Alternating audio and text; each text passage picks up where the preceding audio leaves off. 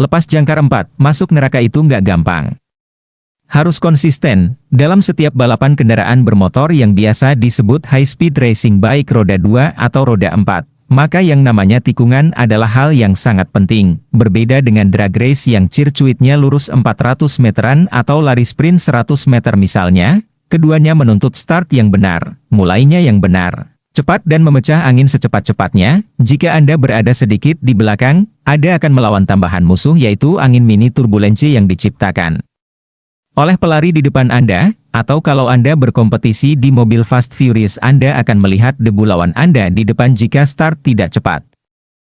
Dalam bisnis, keduanya tidak bisa diabaikan, start yang tepat dan memanfaatkan tikungan yang tepat, dan saat ini adalah saat yang tepat untuk start, memulai dan kalau Anda sudah memulai, menyalip di tikungan di mana kompetitor Anda slow down, benar, kita butuh masa seperti ini, benar juga, bahwa saya secara pribadi kena imbas slow down ekonomi atau bahasa kerennya market contraction, kayak orang hamil aja, berkontraksi, ya, itu realita dalam berbisnis, realita dalam kehidupan, ini.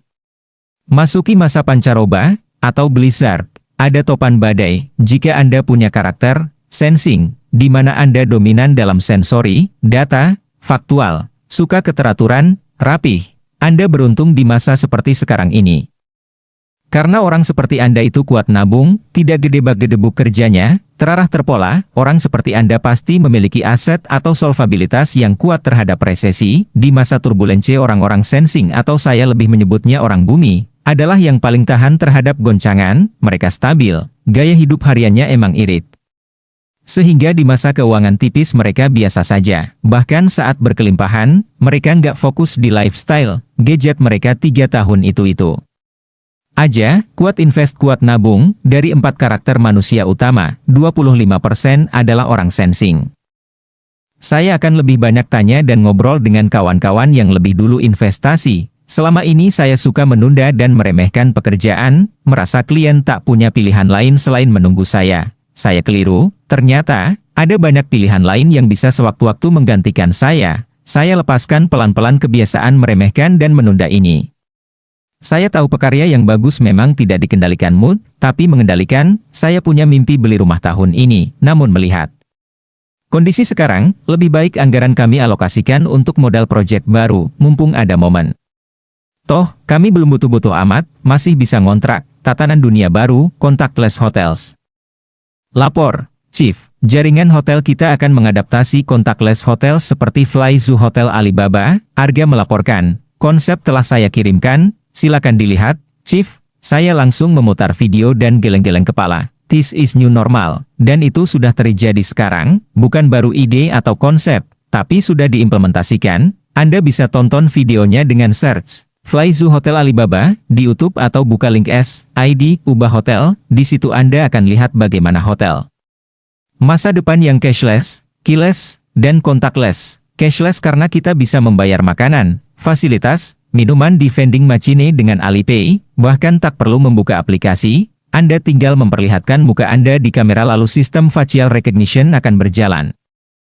Vending machine tahu botol minuman mana yang Anda ambil dan otomatis saldo Alipay Anda berkurang. Untuk membuka pintu pun Anda tidak perlu kunci, keyless. Namun, lagi-lagi, facial recognition. Sama seperti cara baru menggunakan lift, Anda tidak perlu menyentuhnya dan takut tertular virus. Cara memesan makanan juga berubah, contactless.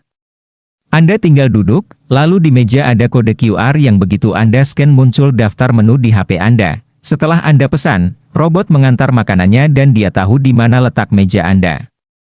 Anda beruntung di masa seperti ini karena Anda yang paling tidak merasakan, namun kalau Anda orang, intuiting, lawannya sensing, inilah yang paling berdampak, selain fakta fisiknya mereka berkekurangan, tepatnya karena gaya hidup manusia intuiting mementingkan pendapat orang lain.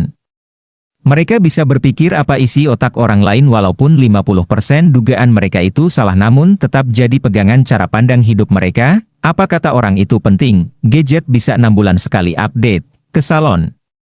Spa, penampilan harus prima, busana harus match, dan paling tabu, salah kostum. Di masa krisis ekonomi, manusia intuiting paling terpukul, lihatlah di sosmed, yang paling terengginas berkomentar adalah kelompok ini.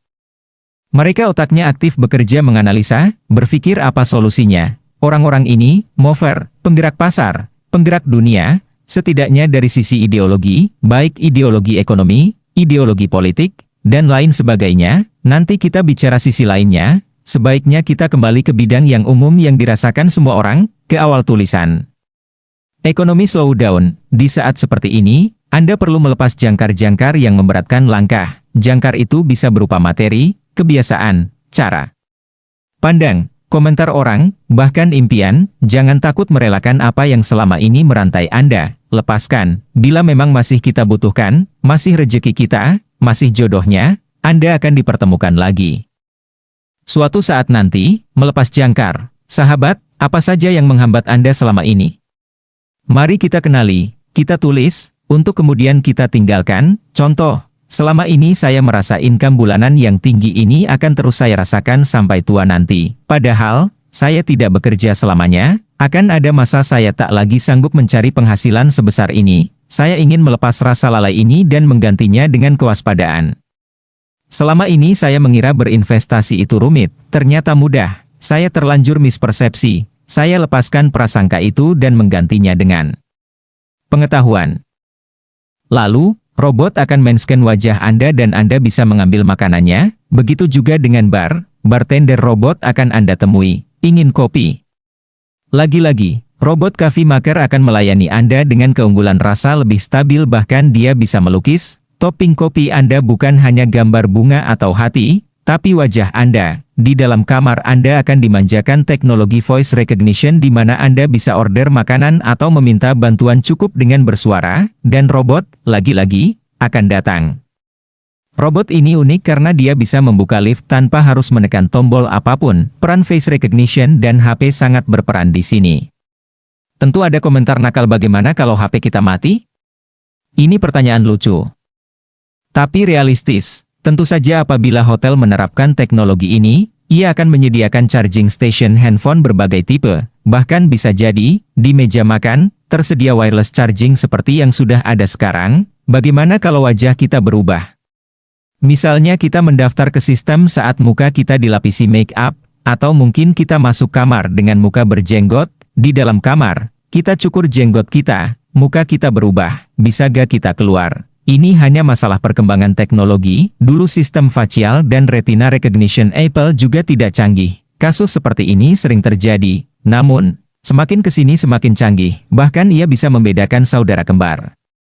Lalu, bagaimana dengan keamanan data kita? Itu artinya muka kita disimpan oleh sistem dong? Bagaimana privasi kita?